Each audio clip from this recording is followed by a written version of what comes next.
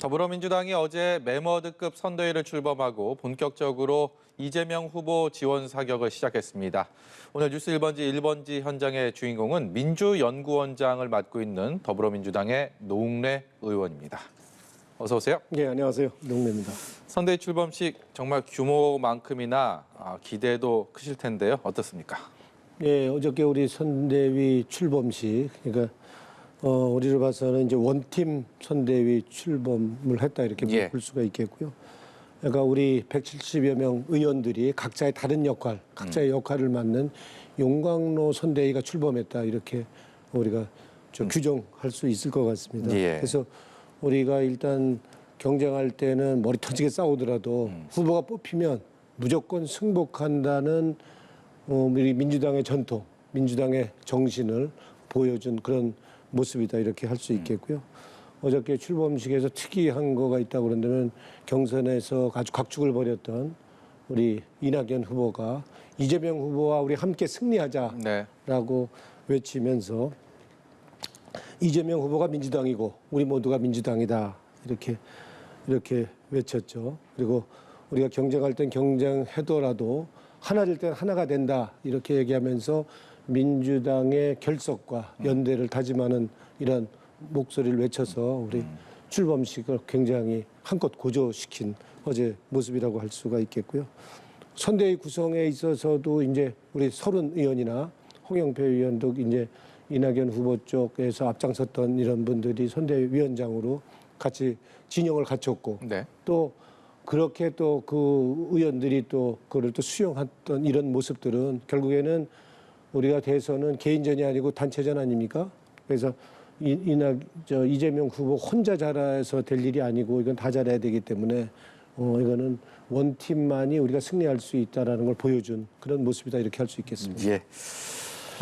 지난달에 이재명 후보가 최종 후보로 선출된 이후에 이른바 대장동 의혹 계속 정치권에서 불거지면서 소위 말하는 그 컨벤션 효과, 지지율 탄력의 효과를 얻지 못했다는 지적이 많습니다. 그렇기 때문에 어제 선대위 출범식 이후에 컨벤션 효과 이번에는 얻을 수 있을까? 이런 기대감도 꽤 클 것 같은데 어떻습니까? 네, 이번에는 우리가 경선이 끝나고도 컨벤션 효과를 못 본 게 사실이죠. 그래서 컨벤션 효과를 보이지 못했던 거는 경선 후유증이 또한 영향을 미쳤을 거고요. 그것도 미쳤을 거고 또 대장동 건에 대한 국민들의 의구심이 남아 있었던 것이 아닌 원인이 아닐까 이렇게 보는 거고요.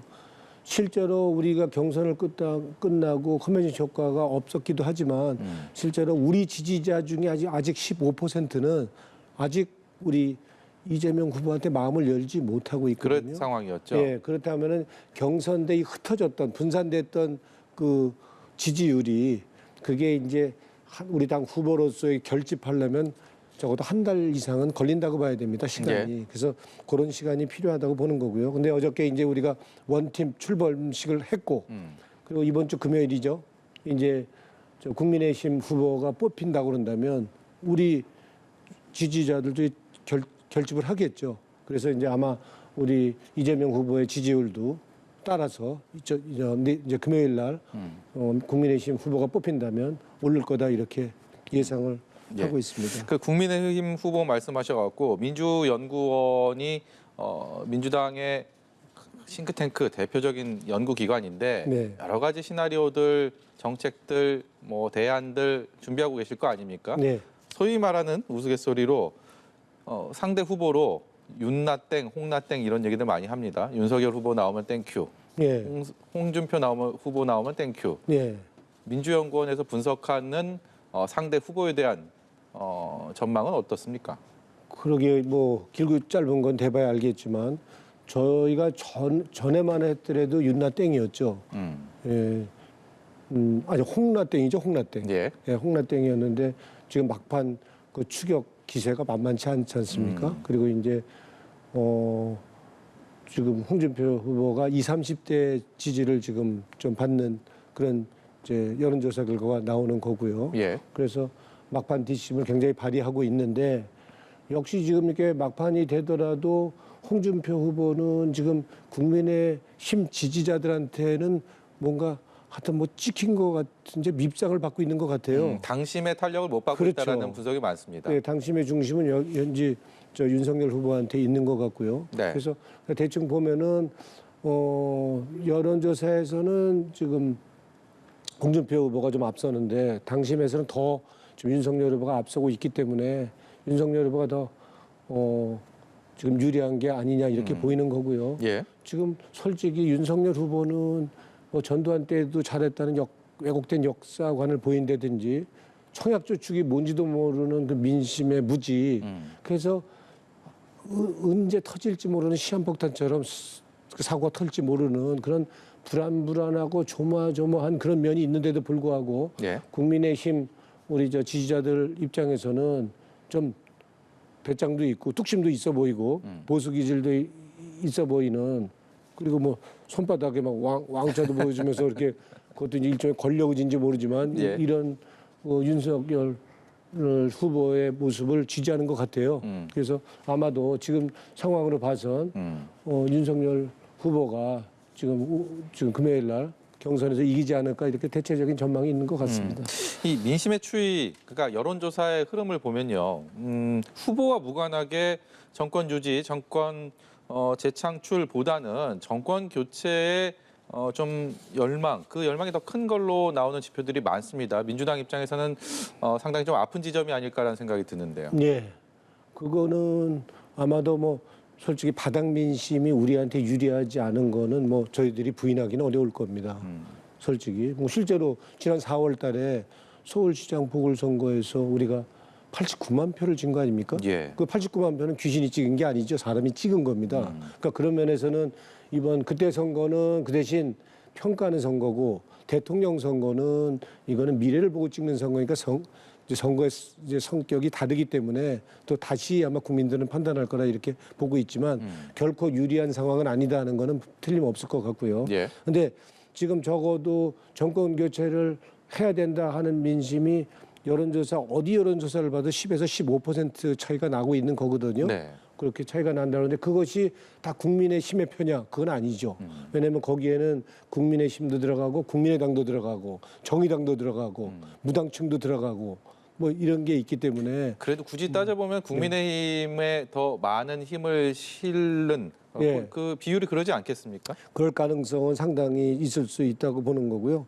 우리가 뭐 실례로 정권 지금 이명박 대통령에서 박근혜, 예. 이명박에서 박근혜로 넘어갈 때 이때도 사실상은 정권 교체라고 보통들 봤던 거죠. 그래서 네. 저 박근혜 후보를 뽑은 거 아닙니까? 그러니까 우리가 이번에도 우리 이재명 후보가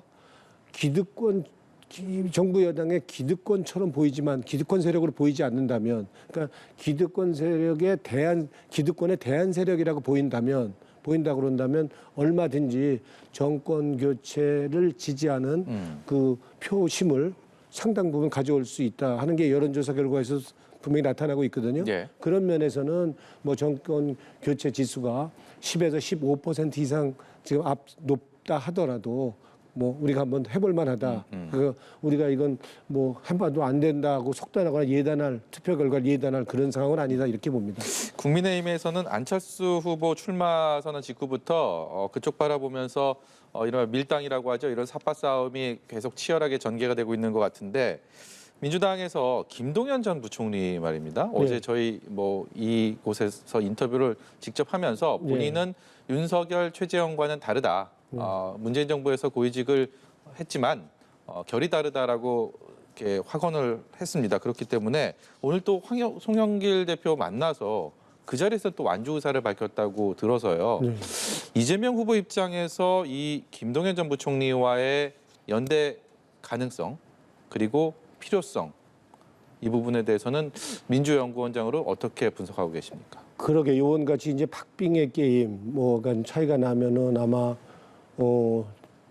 김대중 대통령이 1997년에 승리할 때가 1.5% 정도 네. 승리, 노무현 대통령이 2.3% 승리 아닙니까? 네. 그러니까 그런 정도의 게임이 되지 않을 근소한 차이의 게임이 되지 않을까라고 지금 전망이 되고 있어서 아마 연대 연합, 그러니까 말하는 우리가 생각지도 못했던 DJP 연합 같은 게 생기지 말라는 법은 없는 거고요. 네. 그리고 김동연 부총리나 안철수 후보가 꼭 지금 야당으로 연대 연합한다는 보장은 없는 거죠. 네. 뭐 뿌리로 따진다면은 안철수 대표는 우리 민주당의 대표를 했던 뿌리는 민주당부터 시작한 거 아닙니까? 예. 김동연 우리 부총리는 마찬가지로 거기는 우리 정부의 부총리를 했고 그 친분관계도 우리 쪽 민주당 쪽 사람을 더 많이 알고 있습니다. 그래서 그건 끝까지 그건 가봐야 할 거고요. 그래서 적극적인 구애도 필요하다. 그렇죠. 그렇지만 뭐 그분들을 지금 뭐 무시해서 그분들이 적어도 이제 우리가 속된 말로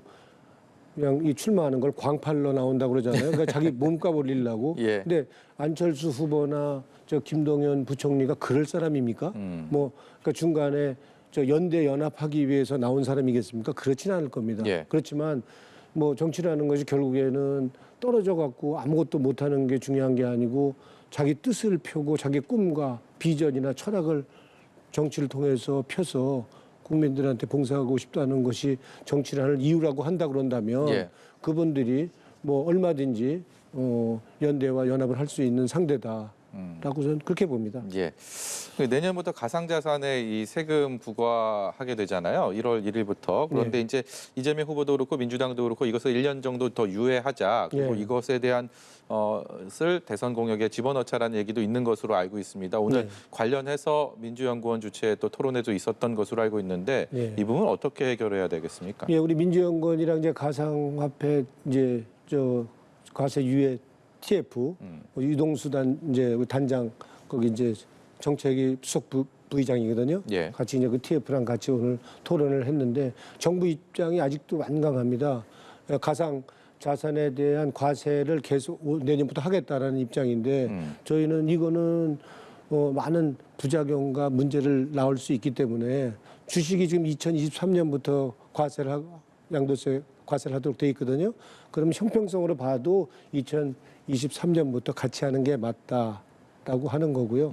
지금 실제로 뭐 외국을 통해서 우회해서 투자하는 방법이나 개인 간의 투자를 그거를 과세할 수 있는 방법이 없거든요. 예. 그럼 또박또박 우리 거래소를 통해서 지금 거래하는 사람만 지금 세금을 물리겠다고 한다 그런다면 그걸 누가 지금 700만, 많게는 예. 900만 지금 투자자들이 있는데 그걸 누가 동의하겠습니까? 그래서 일단은 과세를 하려고 그러면 제도적으로 시장을 보호하든 투자자를 보호하는 장치를 만들어 놓고 제도적 장치를 만들어 놓고 과세하는 거지 일단 과세하고 투자자 보호하고 시장 보호한다? 그건 앞뒤가 안 맞는 얘기죠. 예. 아무리 저 소득이 있는 곳에 과세 세금이 있다라고 하지만 그거는 저 지금 모피아들이 좀 뭐 우리 긴급 재난 지원금과 마찬가지로 예. 자기 주장을 강력하게 하고 있는데 저희는 이거는 과세를 유예해야 된다 이렇게 보고 오늘 그래서 우리 당 입장에서는